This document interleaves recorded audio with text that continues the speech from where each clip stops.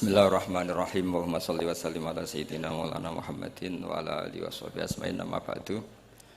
Sedanten keluarga besar Mbah Ali Maksum ingkang sangat kula hormati. Wabil khusus pernah Mbah kawula Kiai Haji Atabik Ali, Mbah Nafisa, Mbah Hanifah, Mbah Ida sedanten. Karena saya ini min dzurriyyati Mbah Umar bin Arabi. Saya cucu dari Mbah Umar lewat Fatimah binti Abdul Khalik bin Umar. Jadi mbah saya kandung itu sepupu dengan Kiai Hamid Pasuruan. Jadi saya ini saudara dengan keluarga besar Lasem yang saya hormati Kiai Haji Najib Abdul Qadir dan aparat negara yang sangat saya hormati. Ini yang pertama saya sampaikan sedekah Gus Yofur karena benar-benar dobos betul memang ini. Jadi Pak Duta Besar ini perusak akidah Ahli Sunnah wal Jamaah. Karena orang-orang itu zaman ngaji Mbah Ali Maksum itu diberitahu kalau malaikat itu tidak punya bapak. Ternyata dia menamakan diri Abu Jibril. Jadi saya tidak tahu itu betapa mangkalnya malaikat Jibril nanti ketika ketemu itu, karena itu ngawur sekali itu cara akidah, karena Jibril tidak pernah punya bapak. Nah, kemungkinan kedua, beliau itu sangat alim. Kalau itu iya ya barokahnya bapaknya, bukan barokahnya dia. Karena Jibril dalam bahasa Ibrani itu Abdullah. Jadi Jibril, Israfil, Israel itu makna lainnya dari kata Abdullah. Jadi Abu Jibril bisa diganti Abu Abdillah. Berarti yang normal. Memang bapak dari seorang anak yang berjuluk Abdullah itu normal. Tapi saya yakin Pak Dubes tahunya ya baru tak kasih tahu ini. Jadi dulu itu gaya-gayanan supaya orang takut sehingga disebut Abu Jibril. Tapi itu barokah sekali dalam konteks Indonesia, karena biasanya yang pakai alias-alias itu teroris. Ini duta besar tapi pakai alias-alias itu. Jadi ini barokah sekali. Jadi saya tidak akan panjang lebar karena ini tidak spesialisasi saya ngaji umum itu. Saya biasa ngaji itu urut. Karena saya ini korban ngaji tidak urut, sehingga saya ini fanatik ngaji urut. Saya ingat saya ngaji di depan umum tak ingat belum sampai 5, mungkin pernah di hallnya Kiai Hamid Pasuruan, di Gus Ali, di Lirboyo sekali, terus di sini, berarti ini keempat. Dan itu tidak keahlian saya. Jadi kalau tadi ada orang yang ahli mic kayak Duta Besar tadi itu luar biasa. Itu orang kok sampai ngawur seperti itu di depan para kiai. Saya tuh nggak kebayang itu di depan Gus Najib, di depan gurunya Pak Atabik, muji Pak Atabik dari segi karena menguasai ilmu keindahan wanita itu kan tidak sopan sekali. ini sangat tidak sopan. Ya tapi nggak apa-apa, itu bagus lah. Artinya bagus itu jujur, memang dari asli nggak sopan itu. Jadi kalau pura-pura sopan malah nggak bagus itu. Jadi ya kita ambil positifnya itu. Jadi kalau beliau tidak sopan itu orang yang jujur gitu. Tapi kalau beliau sopan malah aneh. Biasanya tidak sopan kok sopan itu. Teruskan, dan tentu yang sangat saya hormati mertua dari Gus Yofur, Pak Jirjis. Saya ini orang paling takut Pak Jirjis karena beliau dulu pernah ingin Gus Yofur di sini sebagai pengajar tafsir, tapi diambil lagi oleh abahnya, sehingga saya ini orang paling nggak siap ketemu Pak Jirjis. Karena proyeksi beliau itu akhirnya ya berhasil, tapi di negara lain finahyatin ukhra, yaitu sarang, karena beliau inginnya sistem pengajaran tafsir besar di sini, tapi akhirnya Mbah Mun menghendaki di sarang.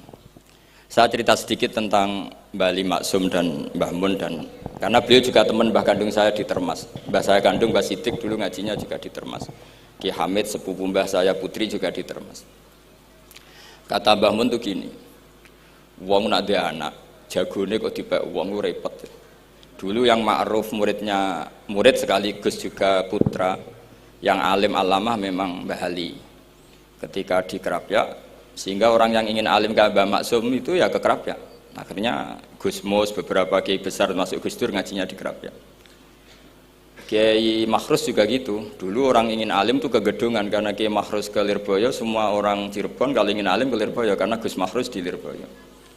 Saya menangi Kiai Alim Sedan itu dulu ngajinya di Jampes, di Kiai Marzuki. Ketika Kiai Marzuki jadi di Lirboyo, akhirnya ke Lirboyo. Kiai Hamid Pasuruan juga gitu, Pondok Fakhriyah dulu yang masyhur bil wilayah wal alim ya Kiai Hamid, tapi beliau di Pasuruan akhirnya yang ingin istifadah ke Pasuruan. Jadi intinya ini dengan tanda kutip pembajakan para gus-gus besar ini bahaya kan kira-kira gitu. Sehingga kiai-kiai alim itu terus kepikiran, nah anakku itu manggon nunggu piye gitu. Jadi termasuk itu ilmunya bapak saya sebetulnya. Saya ini kecelok mantu Sidogiri. Kontrak pertama kata bapak, tapi ora oleh teng Sidogiri nggih, kersane pondok kula mboten mati. Jadi memang itu ada ilmunya. Saya tidak tahu itu ilmu yang lazim apa enggak, saya tidak tahu. Ketika saya ini tahadus bin nikmah, saya ini lama sekali mengkaji kitabnya Mbah Ali Maksum Hujatul Ahlussunnah wal Jamaah sebelum diundang, dan saya tidak pernah bayangkan diundang di sini.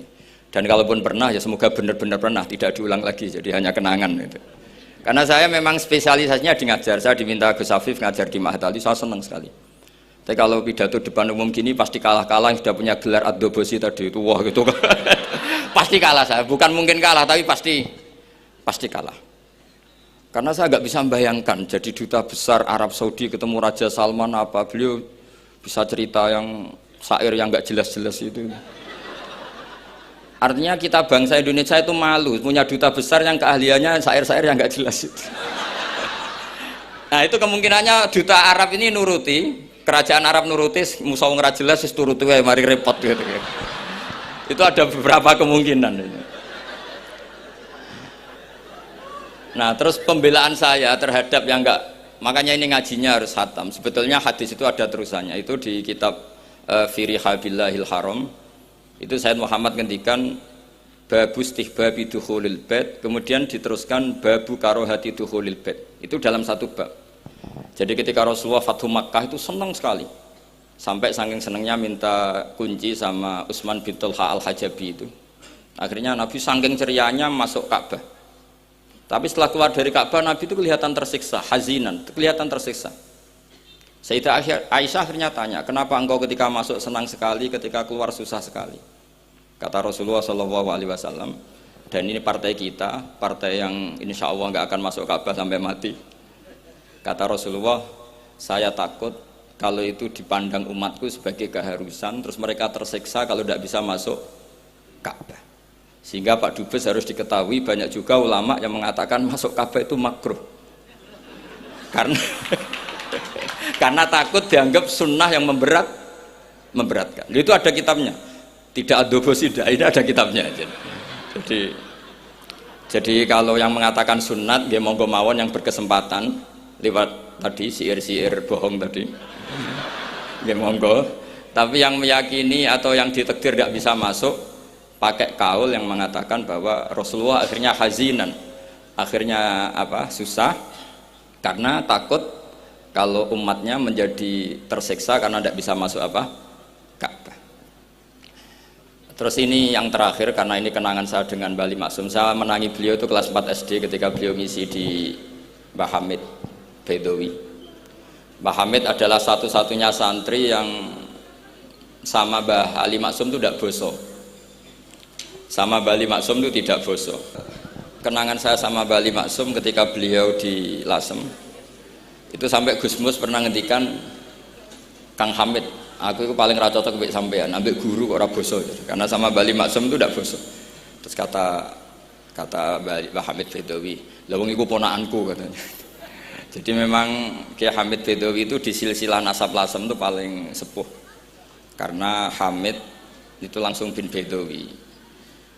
Nah, Mbak Bedowi itu punya Mbak Yu kandung namanya Maimunah, itu yang dapat Mbak Umar melahirkan Abdullah, melahirkan Mbak Hamid Pasuruan. Di antara adik-adiknya Mbak Abdullah ada yang namanya Kiai Haji Abdul Khalik, itu buyut saya, jadi tiba paling guri saya. Yang saya kenang dari Mbah Ali Maksum itu dari murid-muridnya, dan saya menyaksikan sendiri itu seneng guyon. Karena itu menurut saya filosofi yang luar biasa. Orang sampai ingin maksiat itu saya pakai sampai ketemu Allah Subhanahu wa taala. Orang itu nganti cari kesenangan dengan maksiat karena tidak nyaman dengan taat. Sehingga kiai-kiai alim termasuk Mbah Ali Maksum, Mbah Mun, bapak saya semuanya itu seneng guyon. supaya orang itu nyaman dengan kiai, nyaman dengan taat, sehingga nggak perlu seneng dengan yang maksiat. Tapi sekarang banyak orang membawa Islam itu dengan keras. Saya masih ingat wasiatnya bapak, hak kena ngaji guyon ae, wong wis bingung mikir utang katanya gitu ya, gitu. Dan Wali Maksum itu masyhur seneng guyon. Bapak saya itu pernah ngajak saya mau ke pondok, santri-santri pas guyon itu kembali, gak sida jong santri lagi guyon. Kayak nopo pak? Guyon itu barang mewah. Santri itu kadang telat wesel radhi duwe, iso guyon itu luar biasa. Makanya jangan diganggu gitu. Meskipun resikonya keterusan guyon double kayak tadi. Jadi itu sanad itu, jadi itu sanad yang luar biasa. Jadi sebetulnya guyon tadi ada filosofi yang luar biasa supaya orang itu farah bitaat atau farah bima ahallahu. Sehingga ada ayat qul bi fadlillah wa bi rahmati fa bidzalika falyafrahu. Sehingga orang itu tidak perlu seneng lewat maksiat, hura-hura lewat maksiat. Kita cium tangannya Mbah Maksum sudah seneng, cium tangannya Mbah Ali seneng. Itu santri kalau ketemu Mbah Hamid nyium tangan itu lebih senang ketimbang nyium tangan artis, karena kalau nyium tangan artis astagfirullah kan mesti kita terseksa ya. Tapi kalau nyium tangannya Muhammad itu dikenang sepanjang masa. Ini yang harus kita gerakkan fi zamanil akhir. Jadi orang harus terbiasa senang bitaat. Saya itu kalau sudah belajar tafsir misalnya, karena itu sesuatu yang saya tekuni, saya belajar tafsir tidak lazim ya, tidak pakai kitab tafsir terus, tidak, seringnya pakai fikih. Ya karena saya punya guru Mbah Maimun adalah putra Ki Zubair Al-Faqih. Saya punya guru bapak saya sendiri, punya guru-guru wali. Jadi saya ini punya jalur ulama, punya jalur wali. Sehingga kemungkinannya saya itu kalau nggak ulama ya wali, atau gaduh-gaduh nggak jelas itu karena saking banyaknya itu. Dalam ilmu yang diajarkan Mbah Mun, diajarkan tentu beliau punya sanad ke Said Alawi sampai Rasulullah, atau lewat Mbah Karim, Mbah Hasyim juga sampai Rasulullah. Yang jelas gak lewat duta besar karena ini mengkotek itu bahaya kalau sanad lewat apa duta besar itu. Sanadnya begini, ada riwayat yang ditulis kitab Ihya, juga ditulis kitab Khilyatil Aulia, itu memang yang menopang perilaku duta besar tadi.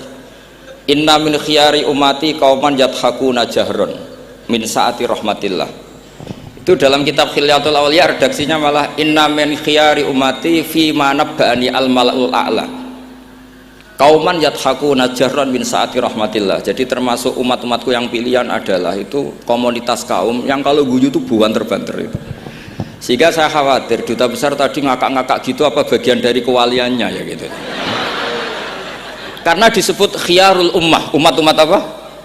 Pilihan. Meskipun kayaknya ndak juga, tapi ini cerita saja kan. Jadi inna min khiyari ummati fi man nabbani al-malul a'la qauman yadhakuna jahran min saati rahmatillah. Lalu saya mikir kenapa itu jadi khiyarul ummah. Bali itu masyhur seneng guyon. Mbah Mun ya masyhur seneng guyon. Bapak saya seneng guyon. Saya dulu itu iskal, ada kaji itu terkenal agak punya will itu. Ya agak maksiat gak ceritanya. Ini agak katut juta besar tadi, makanya saya ngomong perempuan. Kaji itu agak ada gosip suka will. Ketika Mbah Mun ketemu bapak saya itu bilang begini, lho Nur, bapak saya namanya Rosalim, apa iku ayu kok nganti kajiku senang. Lho ayu bah, bakasannya tentang ayu. Saya dulu iskal kenapa kiai bakas wong ayu gitu. Tapi setelah saya tambah alim, tambah tahu itu, sampean harus ikrar memang tambah alim, paham itu artinya tambah alim. Akhirnya Mbah Mun cerita gini, nah aku kefikian malah jadi qadzaf. Jadi qadzaf misalnya gini, Anda terlalu Islam serius, pasti komentarnya gini, kaji kok demenan, kaji kok katut wedoan. Serius tapi akhirnya menabrak satu aturan yang dilarang Allah SWT. Itu kalau kamu menuduh zina jadi qadzaf, kalau kamu bilang kaji kok katut wedok jadi suudzon. Maka bahasan yang netral adalah, lo ayu no kok nganti katut. Ayu bah, iya ya wajar, wong mesti katut wong ayu gitu. Itu filosofi. Jadi di balik guyon itu ada trik untuk menghindari ke fikih atau ke ketentuan fikih yang salah. Yaitu kalau kamu kejebak ekstrim, kaji kok seneng wong ayu, kaji kok demenan, maka berarti Anda qadzaf. Qadzaf itu menuduh orang lain yang enggak jelas apa buktinya. Maka guyon ini satu-satunya cara menghindari kesalahan yang lebih fatal. Sehingga di sini dibutuhkan kemampuan seni mengelola agama supaya agama ini tetap ceria.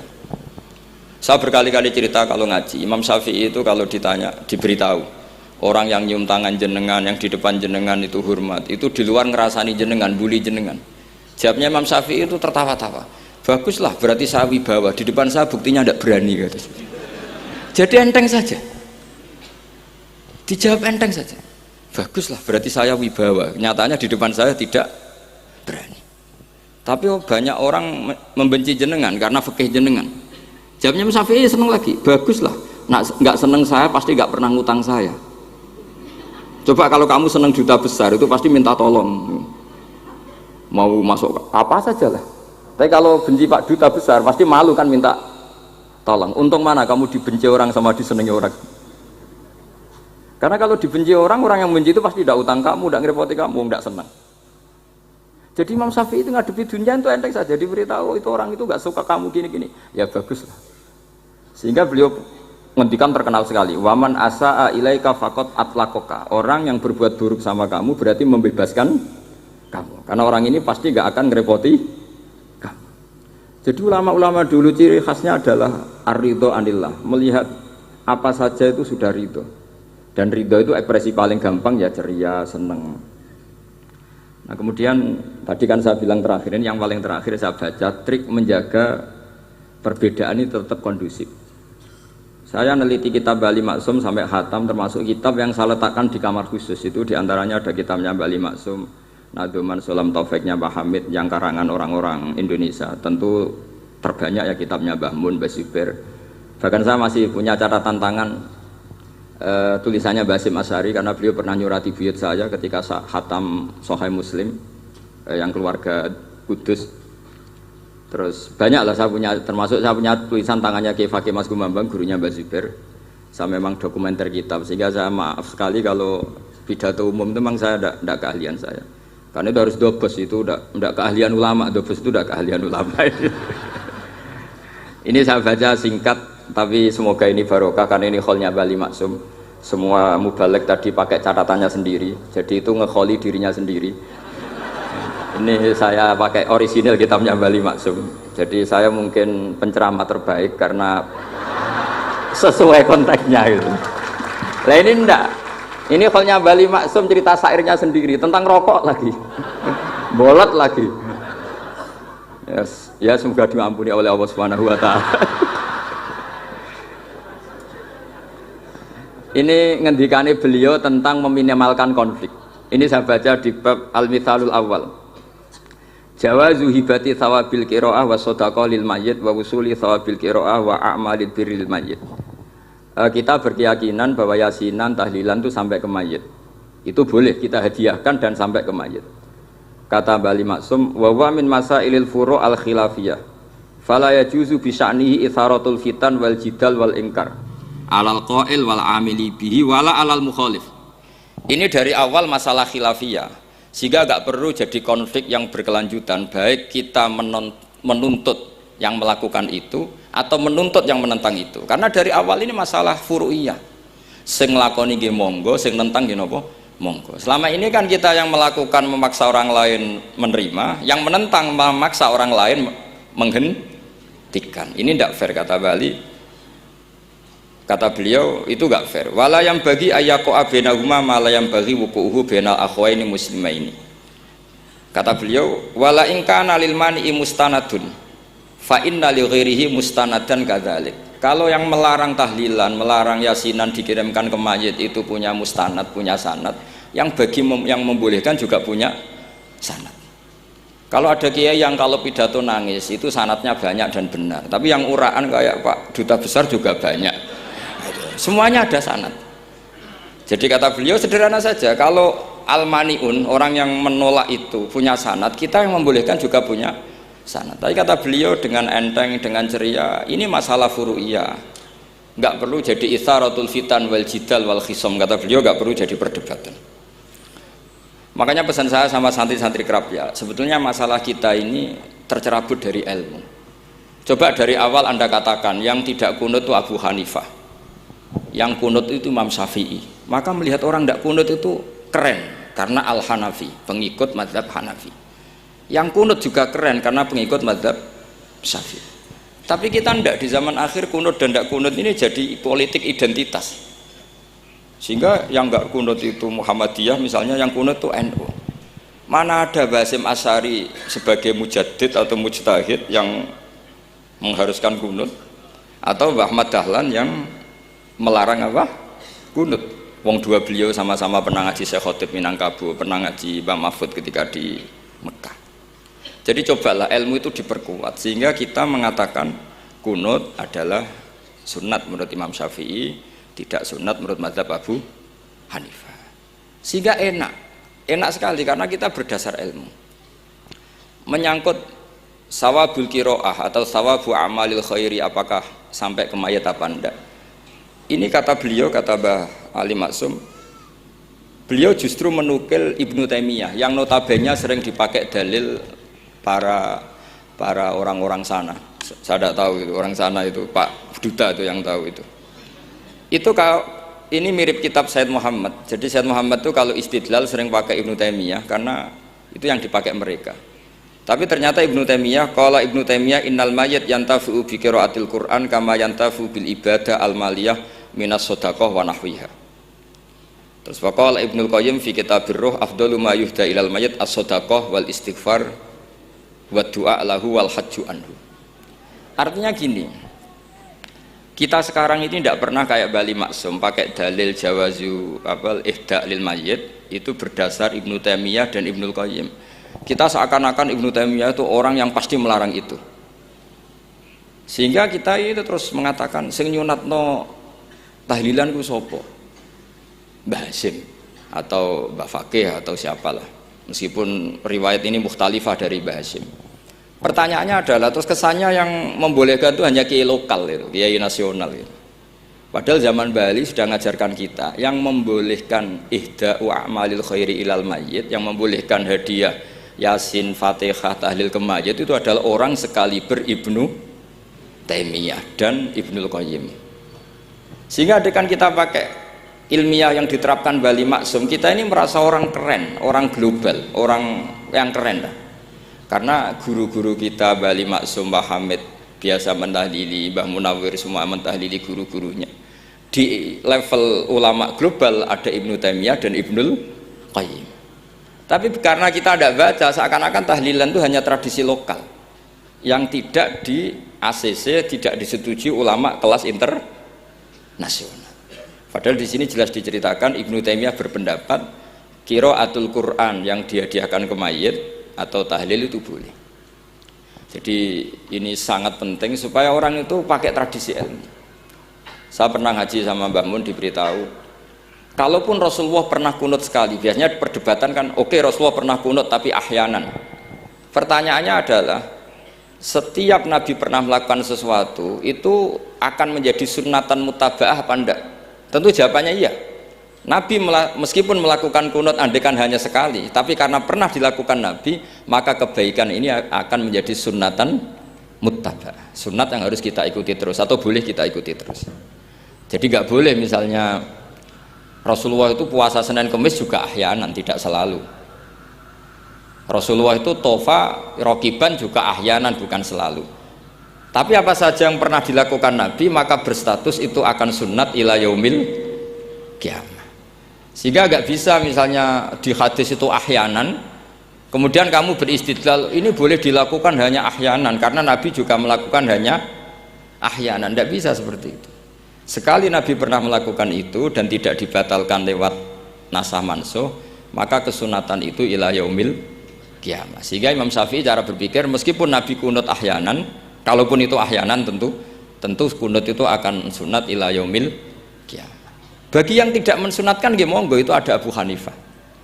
Makanya kata Mbah Maksum, kata Mbah Ali Maksum di sini diberi muqaddimah, wa huwa min masailil furu' al khilafiyah fala yajuzu bi sya'nihi itharatul fitan wal jidal wal ingkar alal qail wal amili bih wala alal mukhalif.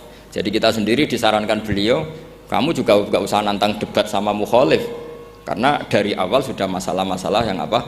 Khilafiyah. Lalu terakhir pilihan-pilihan terus kemudian tetap memancing polemik.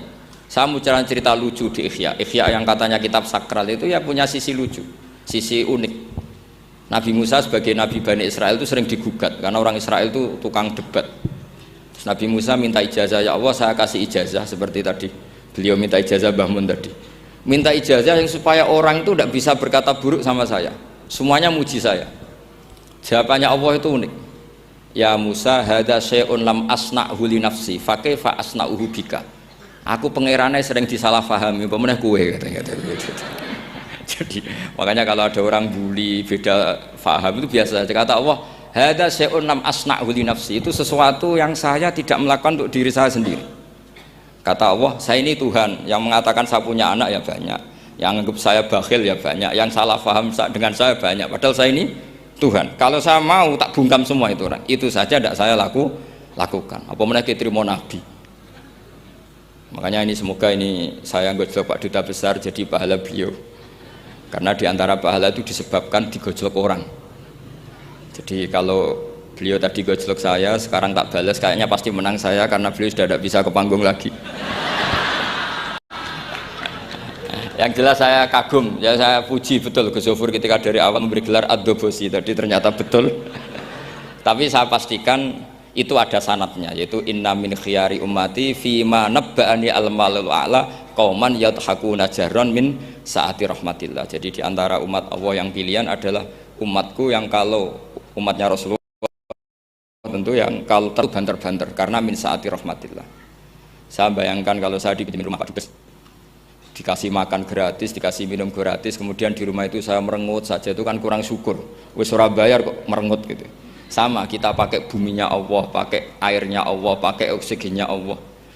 Modal guyu ya ora gelemen merengut gitu. Itu kalau Allah tersinggung pasti Allah ngendikan falyatu probban siwa iwal yakhruj min tahti ardi wasama. Istilahkan mencari Tuhan selain saya kata Allah dan keluarlah dari langit saya, dari bumi saya. Daripada diusir pangeran wis ning donya ceria wae, guyu wae, sementing aja dhewean nak pas guyu wis ngoten mawon. Wassalamualaikum warahmatullahi wabarakatuh.